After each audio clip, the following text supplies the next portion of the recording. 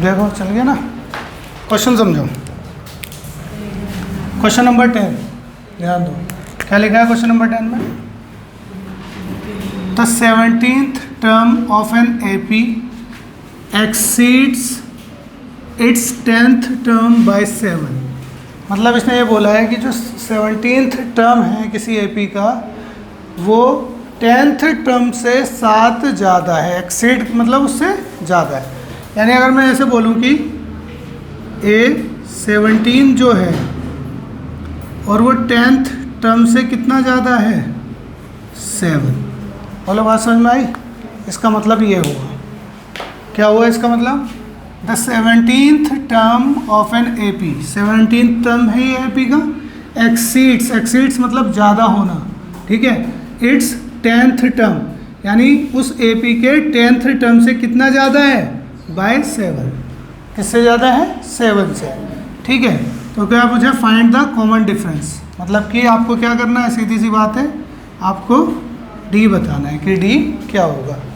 अगर यहाँ पर मैं लिखना चाहूँ इसके टर्म्स को, तो 17 को कैसे लिख सकता हूँ? बोलो, A1 प्लस 16D लिख सकता हूँ। और ऐसे ही 10th टर्म को कैसे लिख सकता हूँ? बोलो, A1 प्लस 9D, और ये प्लस 7 अलग से, क्योंकि इसका इससे कोई लेना देना नहीं, ठीक है। अब देखो ये यहाँ पर प्लस है, ये भी प्लस है। जब मैं इसको इधर लाऊंगा तो ये माइनस हो जाएगा। इसका मतलब ये दोनों क्या हो जाएंगे? कैंसिल हो जाएंगे। तो यहाँ पर क्या हो जाएगा हमारा? 16D equal to 9D plus 7। तो अब क्या करते हैं? 16D, ये प्लस है, इसको इधर ले आते हैं, क्या हो जाएगा? ये माइनस 9D इक्वल टू 7, ठीक है। तो इसमें से ये गए कितने? 16 में से 9 गए तो कितने बचे? 7। 7D equal to 7। तो D की वैल्यू कितनी नज़र आ गई है? बोलो, 7/7। तो क्या आ जाएगा? कट के 1 आएगा। D की वैल्यू आ गई है 1।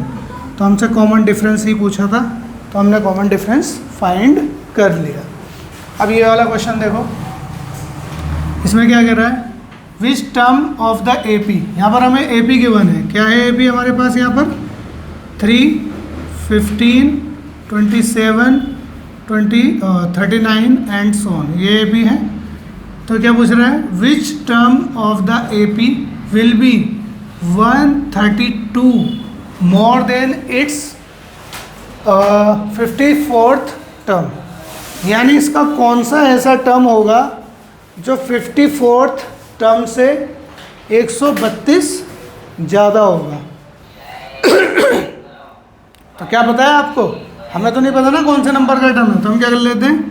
Late nth term will B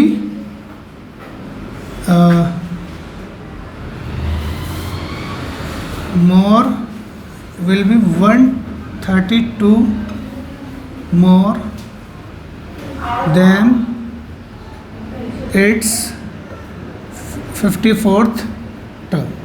Hindi में लिख देंगे, माना nवां पद 54वें पद से 132 अधिक होगा। तो इसको अगर हम, ये तो हमने वर्ड में लिख लिया, इसको अगर हम लिखेंगे यानी कि जो हमारा nth टर्म होगा, अब हम इसको मान रहे हैं ना कि nth टर्म मतलब कि an जो होगा ये कौन से टर्म से कितना ज़्यादा होगा? 54th टर्म से।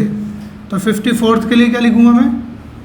A54 से कितना ज़्यादा होना चाहिए? ये 132। कितना ज़्यादा होना चाहिए? 132, ठीक है। आगे बात समझ में आ रही है? एक बार और समझो। क्वेश्चन ये कह रहा है कि which term of the AP, इस AP का कौन सा टर्म जो है 54 टर्म से 132 ज़्यादा होगा, ठीक है। तो यहाँ पर an का फॉर्मूला क्या होता है? बोलो, A1 plus n-1 into D, यही होता है इक्वल टू। और 54 को कैसे लिख सकते हो? A1 plus 53D plus 132। अब यहाँ से हम बता सकते हैं कि हमारा A1 कितना है? बोलो, 3, और D कितना है? A2 minus A1। तो कितना आ जाएगा D? 15 माइनस 3, 15 माइनस 3, तो कितना आ गया? 12। तो D की वैल्यू 12 आ गई है। और ए जो है हमारा वो 3। तो वैसे भी अगर मैं यहाँ पर देखूँ ये दोनों सेम है ना, कैंसिल आउट हो सकते हैं नहीं हो सकते, क्योंकि यहाँ अगर मैं 3 लिखूँगा यहाँ भी 3 लिखूँगा, बाद में भी तो कैंसिल ही होना ही है। अभी कैंसिल कर देते हैं, दोनों को कैंसिल कर दिया। तो यहाँ क्या बचा हमारा n-1 इंटू डी की जगह कितना लिखें बोलो 12, और इधर से हमारा क्या है 53 इंटू डी की जगह क्या लिखें 12 प्लस 132। ठीक है इतना। तो देखो n-1 इंटू 12, तो इन दोनों की मल्टीप्लाई करेंगे, 12 तिया 36, 12 पंजे 60 और 3 63, ये आ गया प्लस 132। इन दोनों को क्या करते हैं पहले प्लस करते हैं, n-1 इंटू 12 क्या आ गया, इन दोनों को प्लस किया 8 6 7, ये आ गया। तो n-1 इंटू 12 अगर यहाँ पर मल्टीप्लाई कर रहा है, इसे वहाँ पर भेजते हैं क्या करेगा डिवाइड करेगा, है ना। तो 12 के टेबल में 76 तो आता नहीं, क्या आता है 12 एकम 12, 12 छिंग 72, तो 4 बच गया यहाँ पर अभी भी।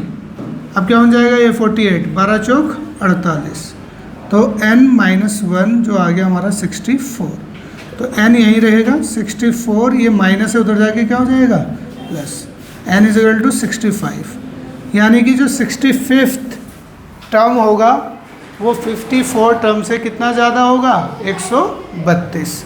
ठीक है, यहाँ लिख भी सकते हो यहाँ पर 65th term will B 132 more